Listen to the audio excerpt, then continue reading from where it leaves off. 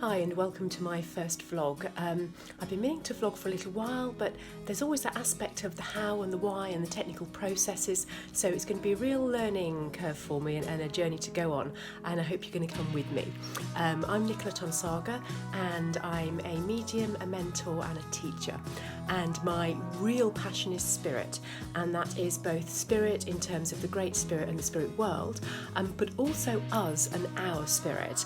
And in the words of Silver Birch, who was Spirit Collective channeled through medium Maurice Barbanel, in life we're really working from spirit, so from the great spirit through spirit, which is us, to spirit, and that's to touch the spirit of the other person. And I believe passionately that in order for our spirit to be able to be touched by the spirit world and by the great spirit, we really have to work with diving deeply into ourselves and actually learning to touch our spirit. And a lot of that is actually done through starting to like ourselves, starting to love ourselves, and therefore practicing acceptance of who we are in this moment, acceptance of everything that we've been, and acceptance of where we are. And through that we can start to move forward. We can start to move forward in life, and we can start to move deeper into ourselves. So let's see where we go.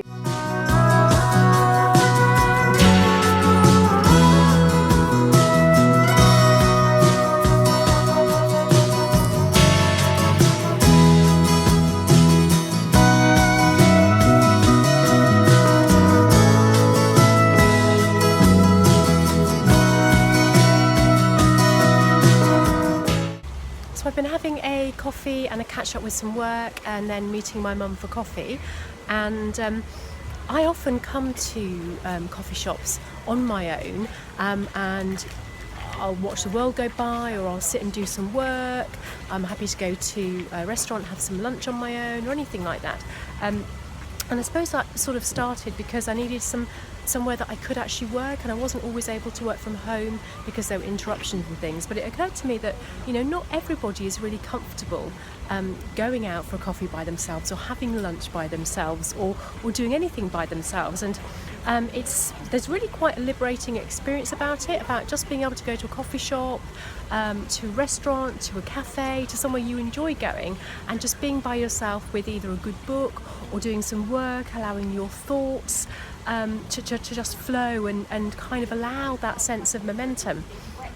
And it's a shame if we don't feel able to, because time by ourselves, and particularly, if you just don't find that you have the mental space for yourself sometimes, just head to a coffee shop, take a journal, and just allow yourself to write, allow yourself to muse, and you'll really be amazed at how much inspiration and how many thoughts and things that suddenly spring to mind actually do spring to mind.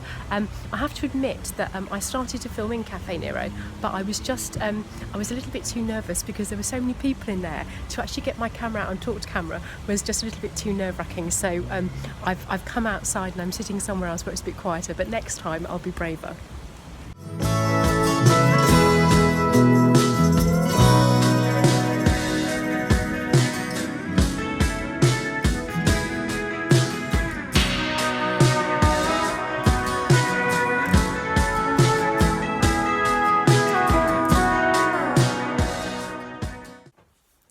So my iPod stand is aka Oracle Cards is up and running, so I can have a quick chat to you freely without having to navigate the phone and hold it.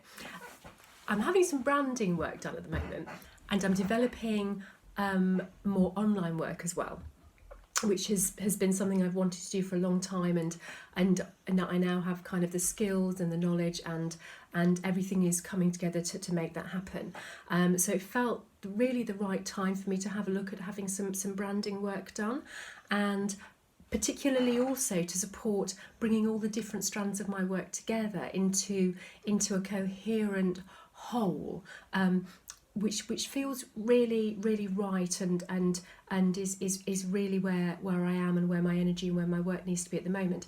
Now, part of that branding work is actually having a look at the fonts that my name, Nicola Tonsaga, is going to be in.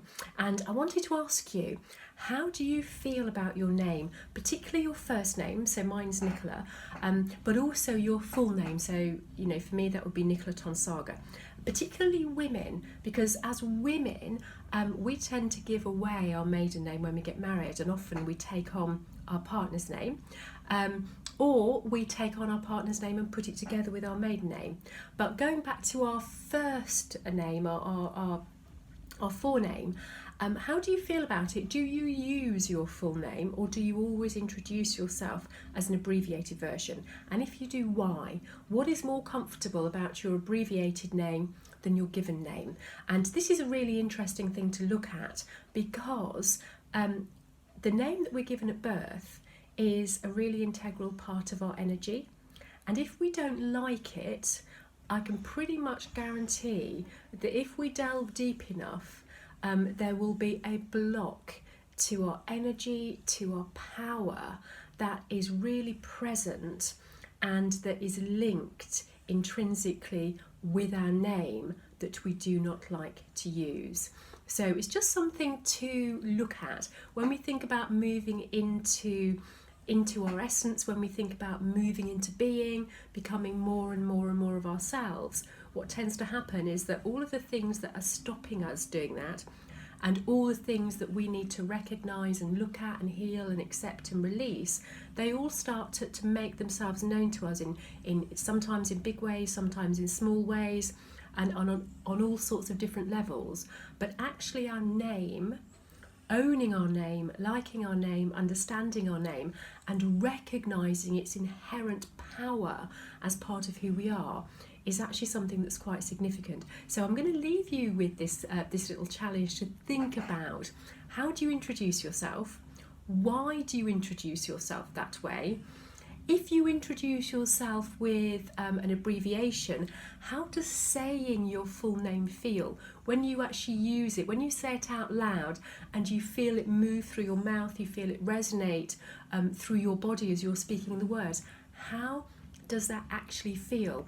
And if it feels great, fine. But if it doesn't, then there is something about your name, there is something connected to your name or the way people say your name that's actually a resistance within you, which at some point is going to be really interesting, useful and healing for you to look at.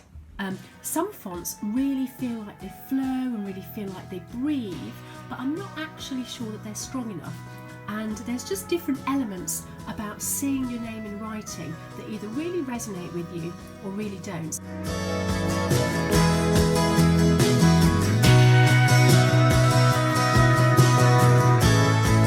So I'm just sitting out here in the garden, catching a couple of minutes breath in between doing some work and plugging away at the computer. And you may have noticed, just kind of a last thing that I want to share with you, you may have noticed on the intro to the vlog that it's got my name and then it's got Breathe Light, Live Love, and you may have thought, well, what is Breathe Light, Live Love? And I just thought I'd tell you.